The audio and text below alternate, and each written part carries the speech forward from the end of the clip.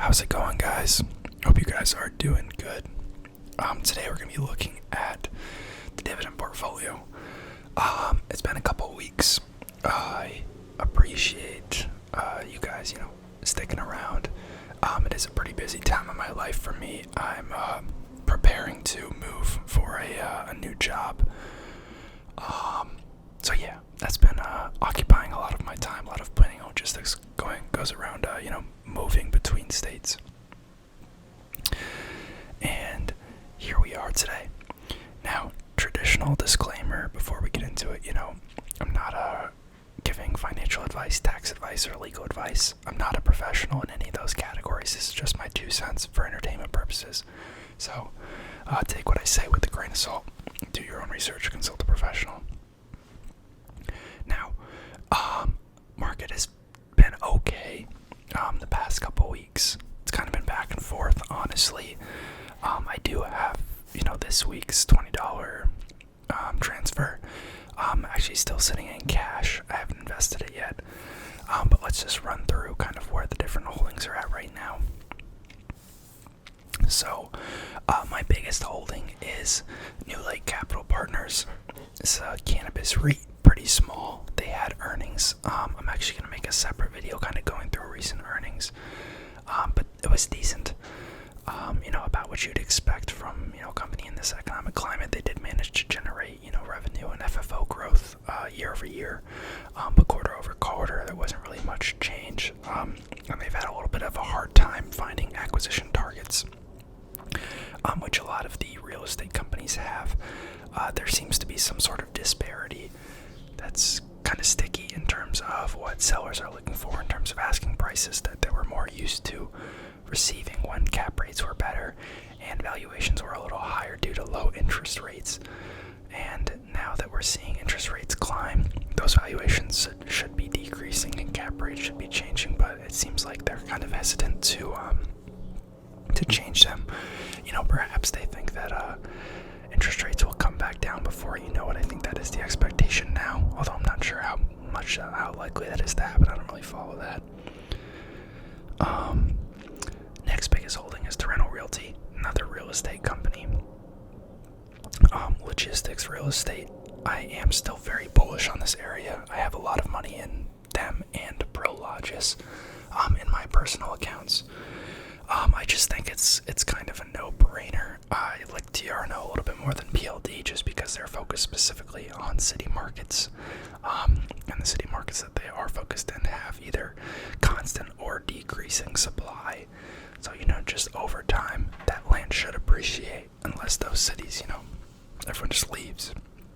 That land's just going to become more and more valuable as, logistics hubs as time progresses. Then we have Postal Realty. I think that's the next biggest one. Oh no, Blackstone's the next biggest one. So I've covered NLCP, TRNO. Blackstone's the next biggest one. You guys know them, alternative asset manager. Some more negative press around them because they've continued to limit withdrawals regarding their B-REIT product, but not too worried about it. Big update today. I do think that long term they're a pretty strong company, and I don't think their alternative investment, portfolio and appeal will, decrease that much.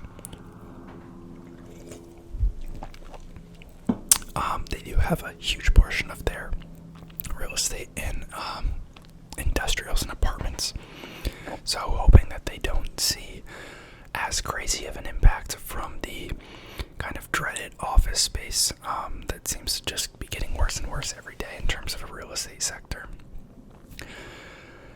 Then we have Postal Realty, Post Office REIT. They did successfully negotiate their USPS contract renewals. They did get a prorated piece for the duration of the talks that covers what should have been an increase in rent. They were able to negotiate both an increase in rent and a new rent escalator every year. I think it was like 3 to 4%, something like that. And those are 5-year leases. And that's a pretty good result. I feel like 3.6% rent escalator is actually pretty high for the industry. These are government leases, so they're pretty stable, pretty reliable. They've never, missed a payment. It's the U.S. Postal Service. So I feel pretty good about them. Not a lot of growth there either. Kind of a similar acquisition issue to NLCP.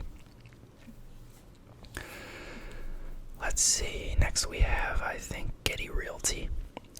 This is a gas station REIT. They own some other automotive-related properties like car washes and oil change centers. You know, your auto zones. They're just a stable play in my opinion. I could replace them if I found something I liked a little bit more, but I do think it's kind of an interesting sector. They pay a decent dividend, relatively stable market, I feel like. Yeah, I kind of need to take a second look at them because I think I might be able to do better than them, but they are a neat company. Then we have Equity Lifestyle Properties. I need to check in with this company too. I feel like I missed our last earnings release. They own real estate in manufactured housing communities, campgrounds, and marinas. Definitely interesting. We'll see what happens with them. Probably going to make an update video covering them and Getty Realty next time they have earnings. Then we have Zoetis, a pharmaceutical company that caters to animal health, companion animal, and livestock. I also need to take a look at their earnings. But, you know, generally pretty stable company. They're one of the top players in that space. I do see it as a rather durable market. A lot of people got pets during COVID. It was a lot of pulled forward demand in terms of initial pets, but there is a lot of, you know, ongoing products that go into pets. Whether it's vaccinations or treatments or, you know, heartworm, all that stuff. What else do we have? Agree Realty. Retail real estate company. Probably one of the weaker ones in terms of my conviction, but they have been doing actually exceptionally well. A lot of kind of standalone properties. I do believe they have some like grocery anchored plazas, but it's a lot of standalone properties like your IKEAs, Chipotle's, Verizon's, Home Depots, those types of things. Really all I have to say about them. And then that just leaves American Tower.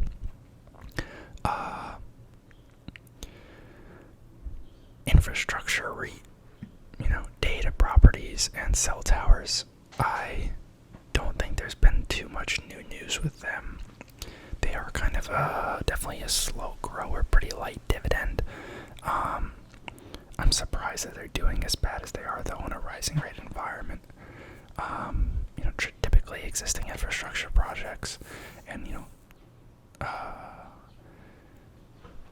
yeah, I don't know. I'll probably throw them in the video with Zoetis and not Zoetis, Getty Realty and Equity Lifestyle, but performance so far. I've invested a total of $1,620. It currently sits at $1,364. I've received about $52 in dividends since the account started, and that all puts me at a negative return of about 18 to 15%, depending on if you look at XIRR or, you know, simple non-weighted return. And that's a total dollar loss of $255. Probably slightly underperforming the market. That's mainly due to my large REIT exposure, but I'm not terribly upset with where we are. I would like to get a couple new holdings, maybe something a little higher growth than Getty Realty and American Tower. But I've been so busy that I really haven't had the time to kind of look into new companies. But if you guys know of anything, or there's anything that you're looking at in your portfolios, feel free to drop it in the comments. I'm always curious to hear what you guys are into. And thanks for watching. I'll see you all next time. Peace.